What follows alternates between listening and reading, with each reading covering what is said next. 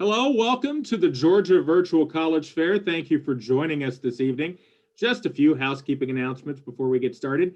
You can use the Q&A button on your screen to type your questions for our presenter at any time. Again, just use the Q&A button to ask our presenter a question at any time you'd like during the presentation. Your cameras and microphones are off. Panelists cannot see or hear you. And this is just one of many different sessions happening both this evening and on Wednesday and Thursday nights.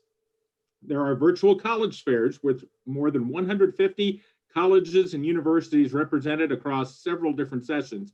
So you can find those sessions at the same place where you registered for this one.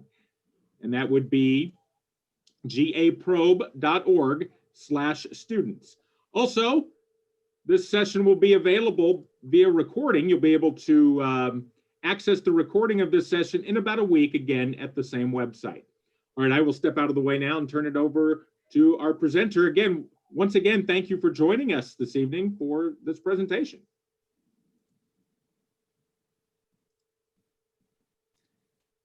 Good afternoon, everyone. How are y'all today? Normally we would do this in person and I will be able to say, how are y'all? Y'all would say, oh, we're doing fine. But right now, I'm just going to assume that everyone's doing well on this Monday afternoon. First off, I want to thank you all for attending the session today. The session is only as good as its attendees, so thank you. So let's go ahead and jump straight in, okay? My name is Dr. Jamel A. Hodges, and I'm just going to give you a little bit of my educational background first. I have a Bachelor's of Arts in middle level education with a concentration in math and science from the University of South Carolina, Aiken. I have a Master in Public Administration from Augusta University, as well as my Doctor of Education in Educational Innovation from Augusta University as well. A little bit more about me and my professional career. I've been 7 years in admissions and enrollment management at multiple schools.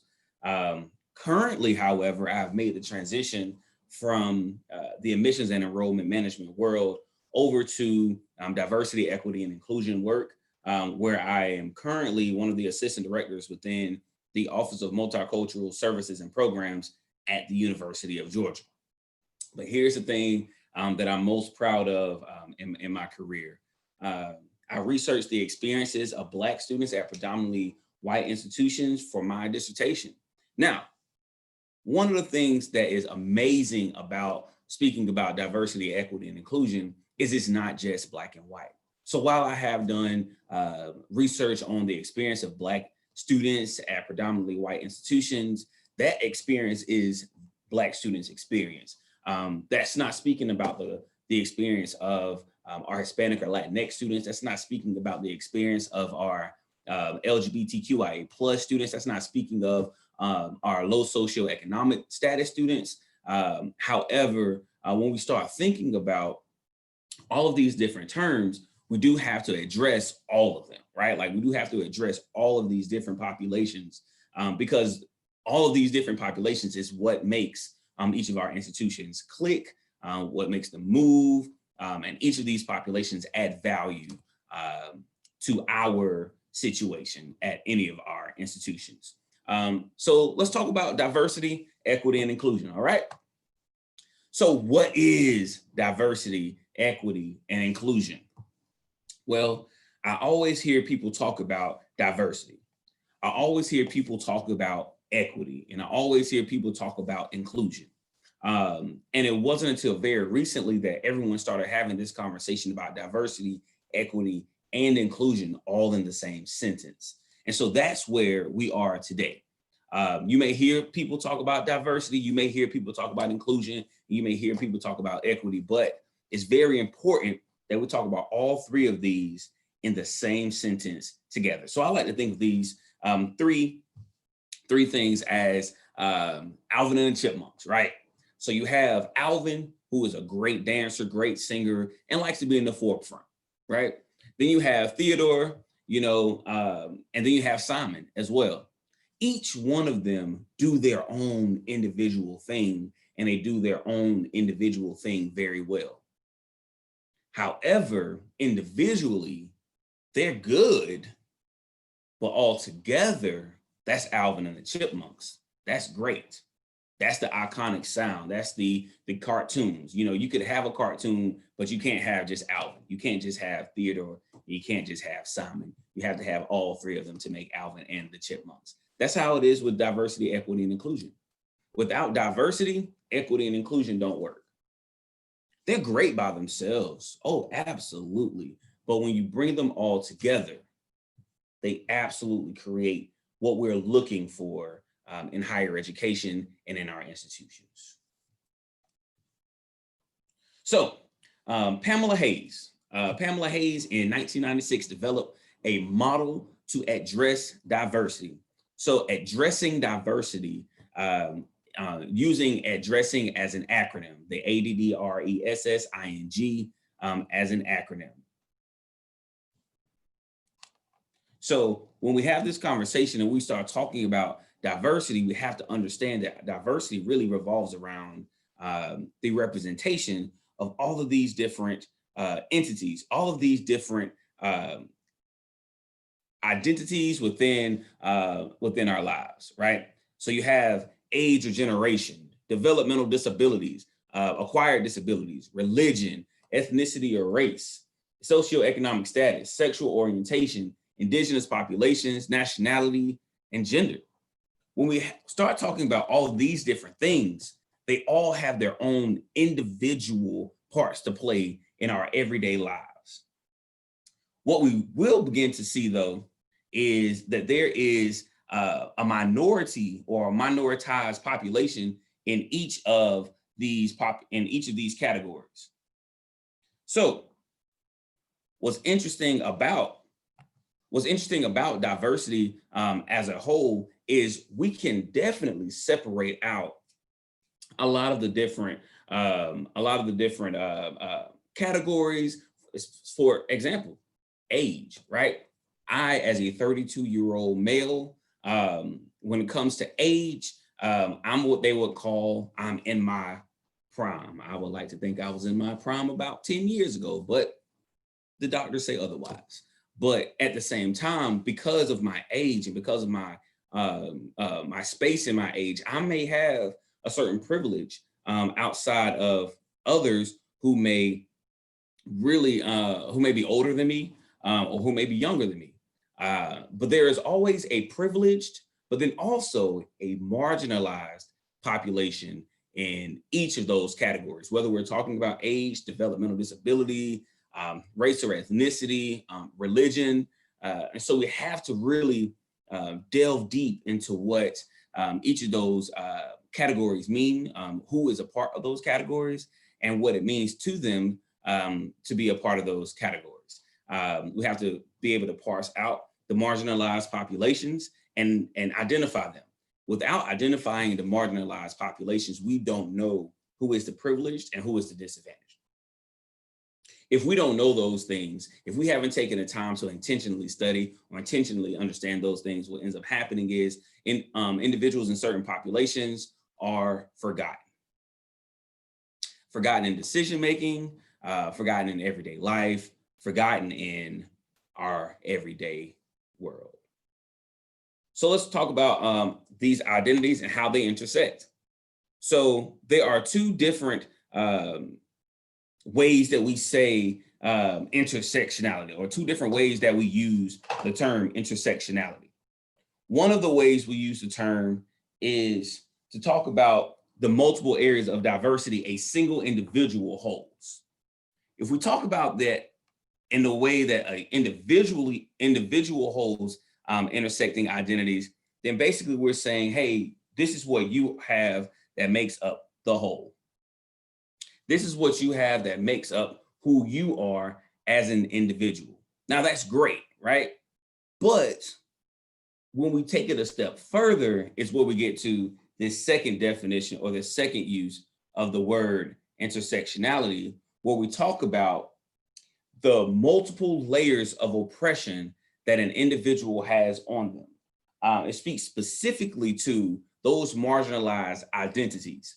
So if we go back to that first use where we talk about the multiple areas of diversity that an individual holds, right? So for me, I am a 32-year-old Black male who is cisgender, heterosexual, and Christian, right? Now, a lot of my identities actually have a lot of privilege that comes with them. Being a male has a lot of privilege that comes with it. Being my age has a lot of privilege that comes with it. Heterosexual, cisgender, they all have a certain amount of privilege that comes with it. Now, of course, I'm Black, right? So there is a certain amount of marginalization that comes with being Black. But imagine if I was a 32-year-old Black woman. So now I've added a layer of oppression to that individual, right? So now not only am I Black and have that marginalization on that area or in that area, now I'm a woman. So I also am marginalized for my gender as well. So when we talk about those different areas of diversity, they all really make up the whole, but they all intersect and have different playing parts that go into them as well. Kimberly Crenshaw is a world-renowned theorist, researcher, and she talks specifically about intersectionality and how that plays into our everyday life, and what intersectionality actually really means for us on a day-to-day basis. So now I am going to give you all a video and let you listen to that directly from Kimberly Crenshaw, so you can hear what intersectionality is and how it plays a part in our everyday lives as a society.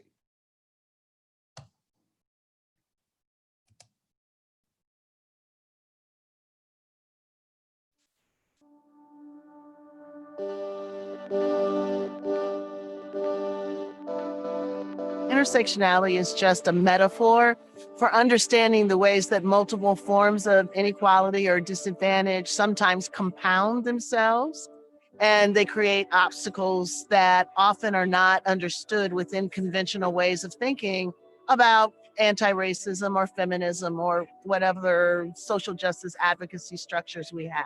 Intersectionality isn't so much a grand theory, it's a prism for understanding certain kinds of problems. African American girls are 6 times more likely to be suspended than white girls.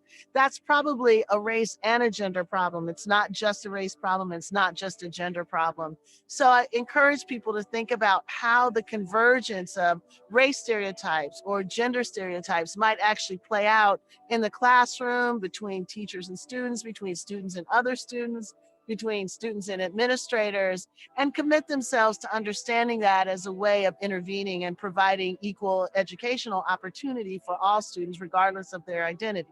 Identity isn't simply a self-contained unit. It is a relationship between people in history, people in communities, people in institutions.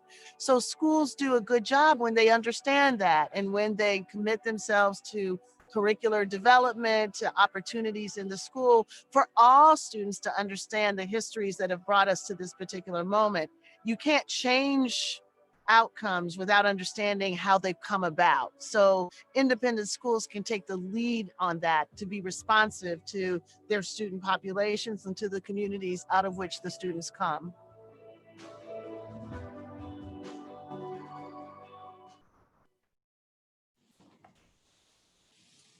So now that we've heard from Kimberly Crenshaw what intersectionality is, it gives us a better idea of what we mean when we say intersectionality, from a educational aspect, but also from an everyday aspect. Look at your friends, right? Look at the people around you. Look at your family members. Look at those who you interact with on a day-to-day basis and see how their identities intersect within their own lives. See how you as an individual can understand where they are and be able to understand and pick out and identify the areas of their intersectionality where they are oppressed, where they are marginalized, and where you as an individual may be able to help them as a friend or as a family member. So now let's talk about equity. All right. So equity does two things. And one, ensures access for everyone to the same opportunities. Now, when we were talking about diversity, we were simply talking about representation. Just being present in the room and understood in the room. That's it. And so that's one of the reasons why diversity by itself, while it's good, it doesn't solve many of our problems because it doesn't take that extra effort to ensure that everybody from any identity, any of the intersecting identities, doesn't ensure that access is there. That's where equity comes into play. Equity ensures access to any good resource, educational opportunity for everyone. However, without it, we know that there are going to be individuals and populations that are not allowed access to certain services, certain opportunities that they should be able to participate in. It also acknowledges the existence of barriers. It acknowledges the existence of barriers and roadblocks in the way of the progression of people who hold various identities. So when we were talking about diversity in these different areas, we were talking about how, for example, at 32 years of age, I'm quote unquote in my prime. But there are barriers at play in that area because that is a little bit different for someone who is 65, right? That's a little bit different for someone who's 12. It's a little bit different for someone who is 85, right? Like there are a lot of different things at play, a lot of different barriers to certain resources at varying age levels. But if we really want to talk about some of the bigger issues, right? Let's talk about race. Understanding that for a lot of our American history, that people of color weren't afforded the same opportunities, same rights as others. So understanding that those barriers are in place and have been in place for a long time, what do you do about it, right? Well, that's where equity comes into play. That's where you, as a leader in your community, a leader in your friend group, a leader at your church, and hopefully a leader at your college, that's where you start pushing for the mission of equity to ensure that you understand those barriers, but then also begin to work to remove those barriers for other individuals. It's very easy to turn a blind eye and act as if these things don't exist, but in reality, they do. And we have to start talking about it and having these conversations. But we also have to be very cognizant of the identities that we hold and the identities that other individuals hold to be able to address and acknowledge the barriers that are at play for individuals. So let's look at a visual, right? So you have two things, right? We have equality and equity. And sometimes individuals or people will use these terms interchangeably. Well, that doesn't do what equity is supposed to accomplish. The visual does it, shows you just fine. Equality is giving everybody the exact same thing, but expecting them to be able to see or expecting them to be able to perform the exact same way. That's equality, right? You see, they're all individuals of varying sizes, but they're all standing on the same sized peg. But that doesn't do what it needs to do for the shorter individual. It doesn't do very much at all for the taller individual either, because he's going to be able to see over that fence regardless, with or without the step stool.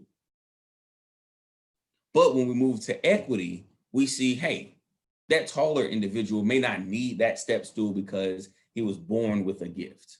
that gift of being taller. He was given a certain privilege because of nothing that he done, but it's there. We acknowledge that it's there, but we also acknowledge that there are individuals who were not born with that same privilege. And so what do we do to lift those communities up, those individuals up, to be able to give them the same access to resources, goods and services that anybody else should have access to. And so that's where equity comes into play. And that's where these conversations begin to get a little bit deeper. So we've moved from the conversation of diversity, where we're just talking about representation, but now we're talking about access when we talk about equity, and ensuring that everyone has access to resources. So now let's talk about inclusion, right? So now we've talked about diversity and the representation. We've talked about equity with the access, but now we have to talk about inclusion, right? So inclusion ensures that individuals with different identities feel welcomed and feel like they belong in the space that they're in. That's a mouthful in itself. When you're in your friend groups, when you're in your study groups, when you're talking with your family, there are a lot of conversations that are had. I'll be the first one to admit that it's very hard to pay attention all the time and be on your P's and Q's all the time with all of the different conversations that are had. But what you do recognize, or what you have to be able to recognize, is when someone is put in a situation where they may not feel welcome, or may not feel like they belong. That's tough. That's something that is really difficult to deal with, but it's reality. We have to deal with that because individuals are going to be in spaces where they don't feel like they belong, where they don't feel welcomed in that space. We're talking about higher education, and there were laws. There were laws that kept individuals out of certain higher education institutions simply because of the color of their skin. So we have to look at where we've gone in our history and how we got to this point today, where individuals of color are now, at all-time high numbers, attending college, graduating, and going on to do very lucrative things for their lives. We have to be cognizant of the history, the past, and the culture that existed long before many of us got here to this point, and why some of our individuals who may be in our friend groups, family groups, study groups, whatever groups you're in, but why they may feel like they're not welcome, why they may feel like they don't belong. And we have to go that extra mile to provide an inclusive space where individuals feel welcome and that they belong. The basis of inclusion is focused on the intentional effort to create a culture of belonging within your groups. And it's just what I was just talking about, that intentional effort to ensure that everyone feels like they are welcomed and that they belong in your friend group. What ends up happening a lot of times, we have individuals who may feel who are there, and they just feel like I'm just there, right? Like I'm here, I exist, I know I exist, but it's hard for me to feel like other people see me as an individual, see me as a human being, and acknowledge that I exist as a person, acknowledge my different identities, and acknowledge that this may be a space where I may not feel the most welcomed because of something that was done prior to that none of us have any control over.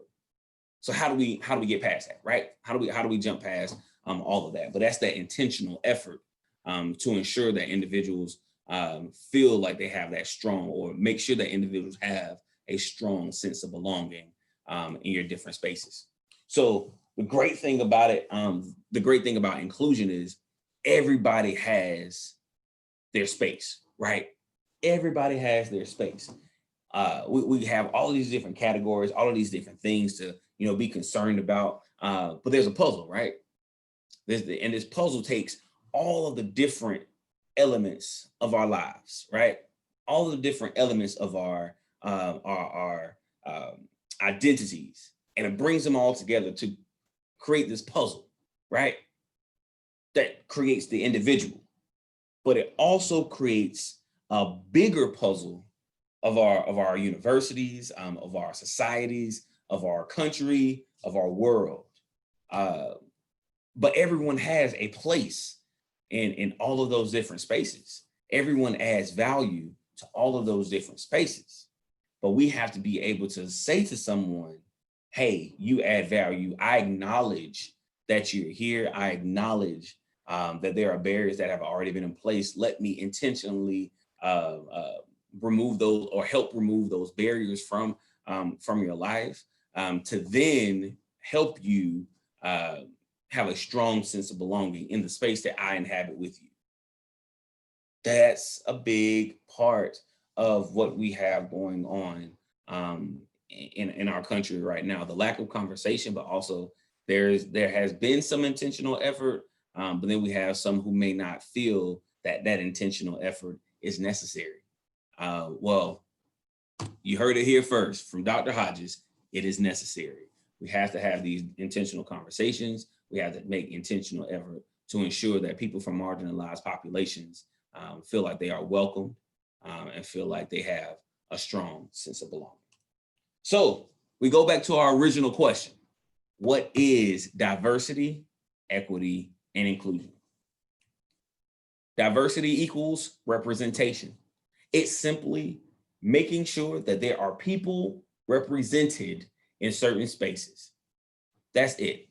Diversity is the bare minimum. I don't know about you, but in my experience, if I do the bare minimum, typically I don't get a good grade on the test. Maybe a D or a C. But then we add equity to the conversation. So not only have we made sure that their people are represented, we also provided access to the resources, the same access that other individuals may have to resources as well. So now I put in a little intentional effort, a little bit, so my grade goes up to a B. But I think we should always be shooting for the A, right? That's where we bring in inclusion. That's where we bring in a culture of belonging. That way, that individual, every single individual feels like they are welcome, that they belong in the space that they're in. And then with that level of intentional effort, now you just ace the test.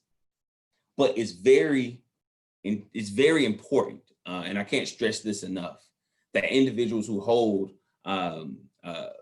privileged identities, again, for me, I'm a 32-year-old male who is cisgender and heterosexual and Christian. So I sit in certain spaces of privilege. So I have to use that privilege in order to help those who may be marginalized in other identities and marginalized other populations along the way.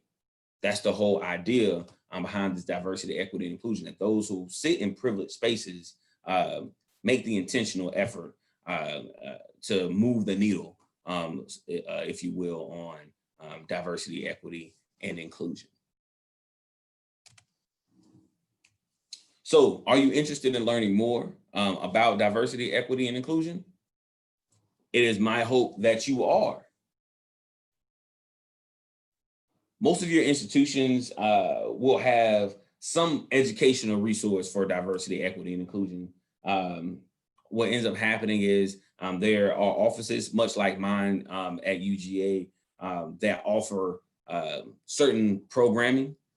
So you're going to be able to get involved in a lot of programming, a lot of organizations, and have some of these intentional conversations throughout your college career, but you're going to have to intentionally want to do it. There are very many lessons to be learned, and many departments and professors ready to offer education regardless of your intersecting identities.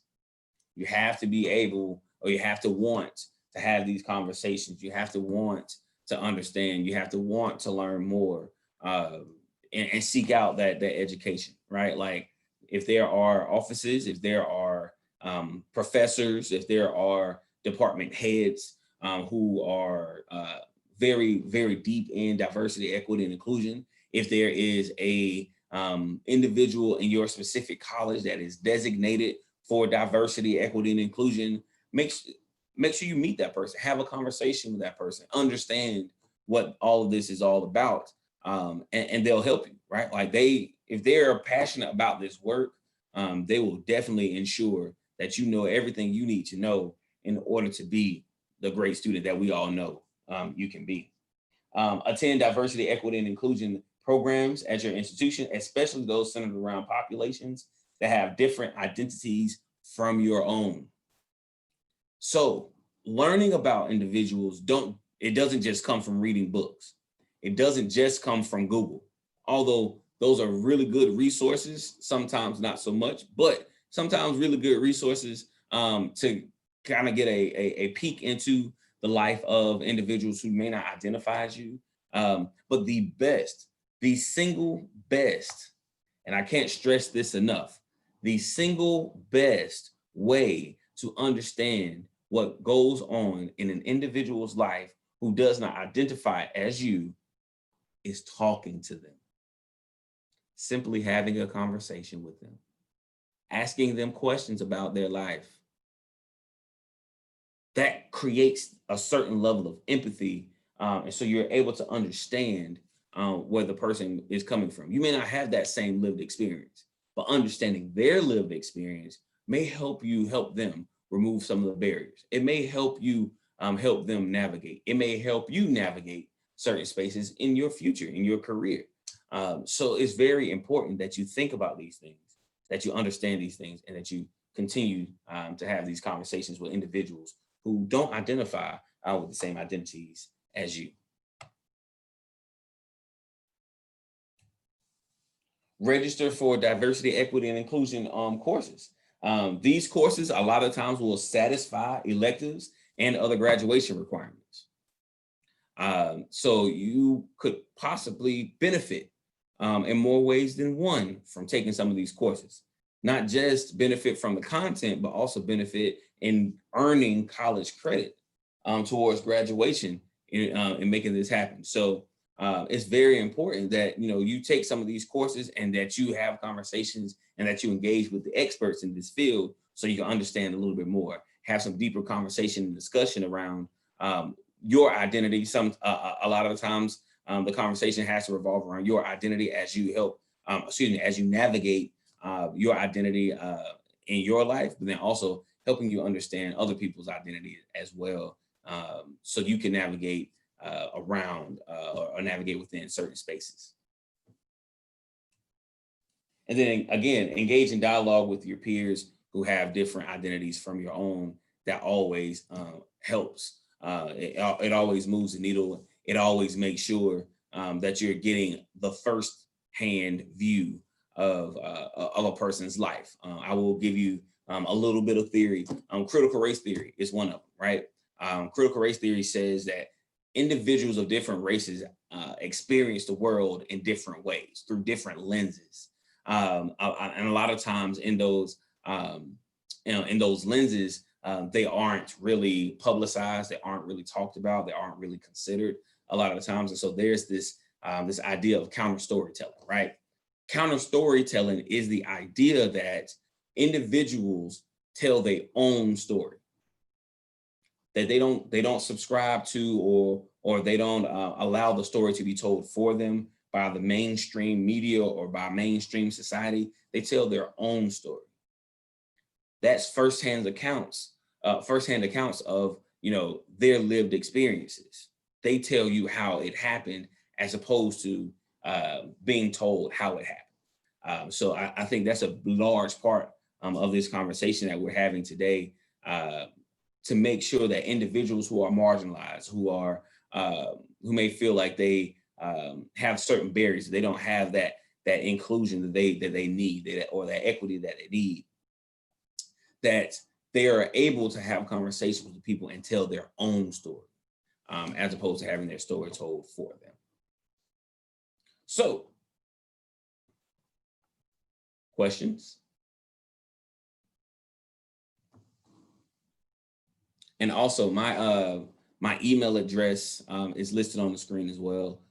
If you would like to get in contact with me, definitely shoot me an email. I am always ready to engage in dialogue and answer certain questions or any questions that anybody may have.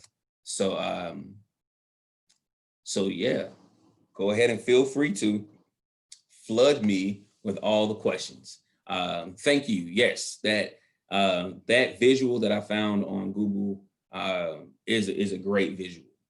It definitely highlights the difference between equality and equity, right? Like we have the conversations about equality all the time and what equality actually means to our society. But a lot of times equity is lost out in the conversation. So yes, thank you. I found that visual to be very important and very educational myself.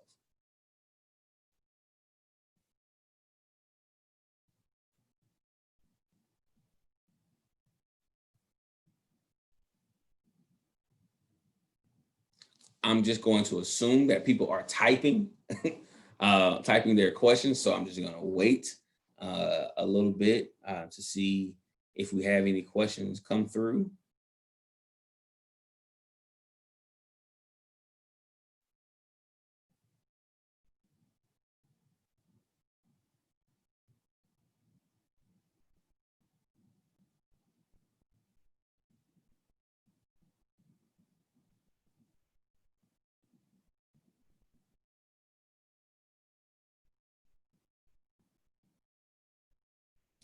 Thank you. I love this topic. The presentation itself was something that I've used before, to be honest. But the topic itself is a great topic to talk about. It's something that is very needed in our everyday lives.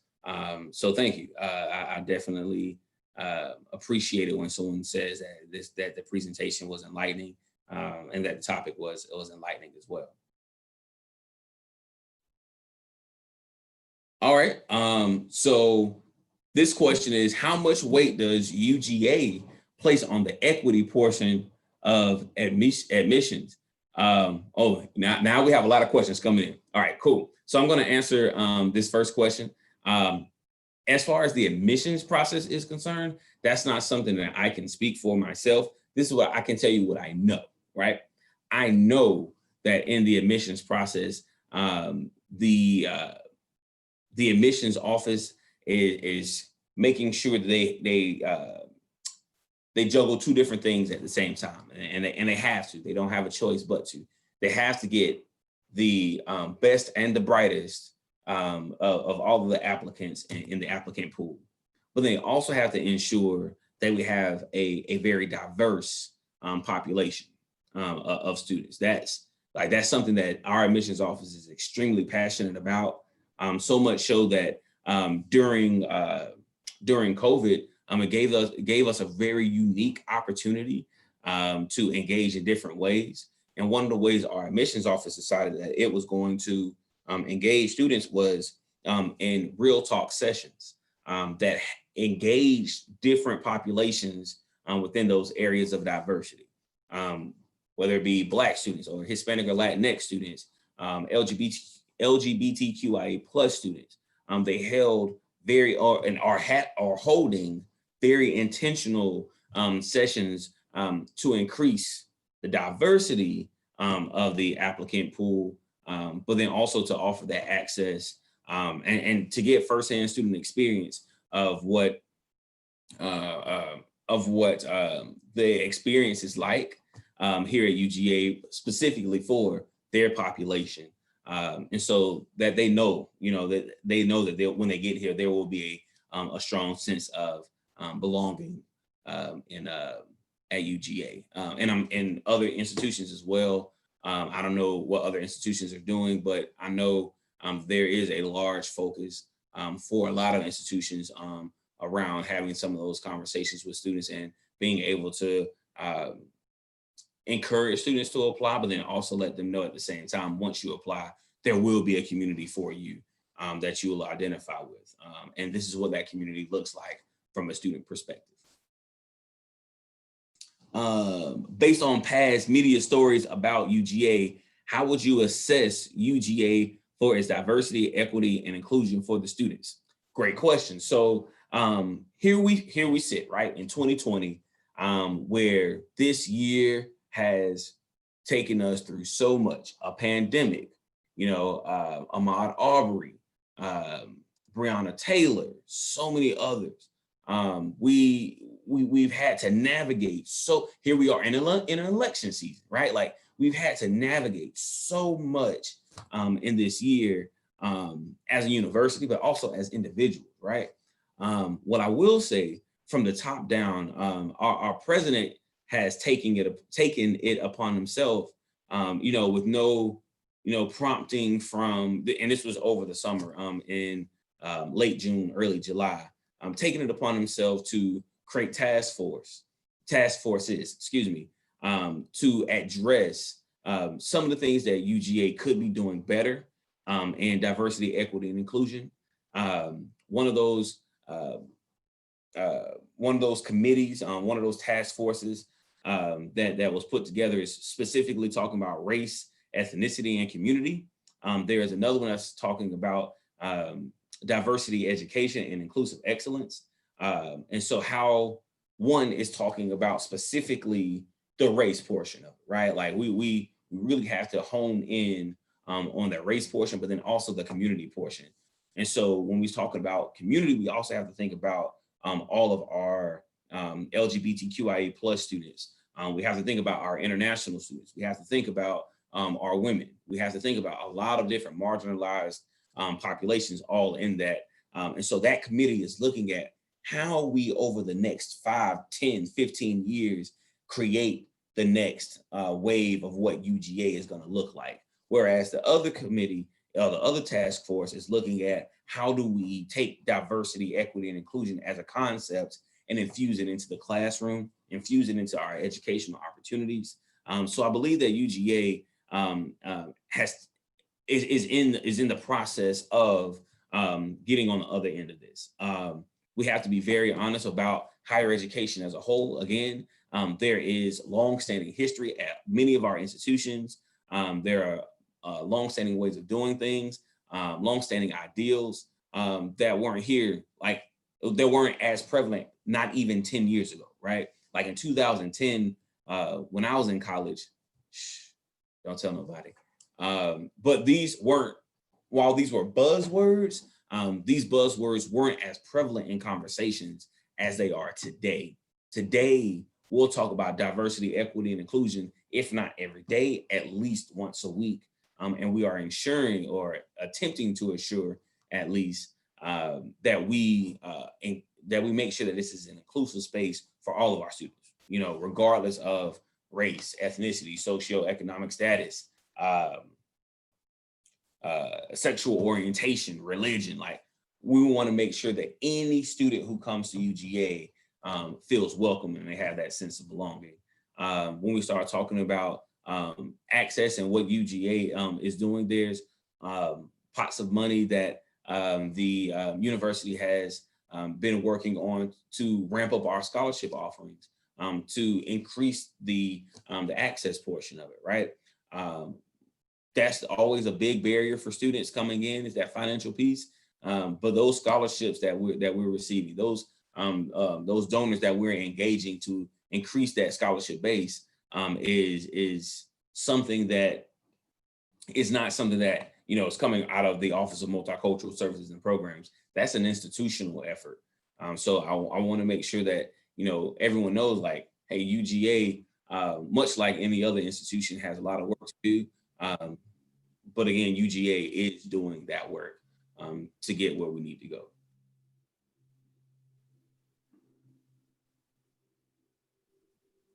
And I don't see any other questions, so I'm going to turn it back over to Mr. Maloney.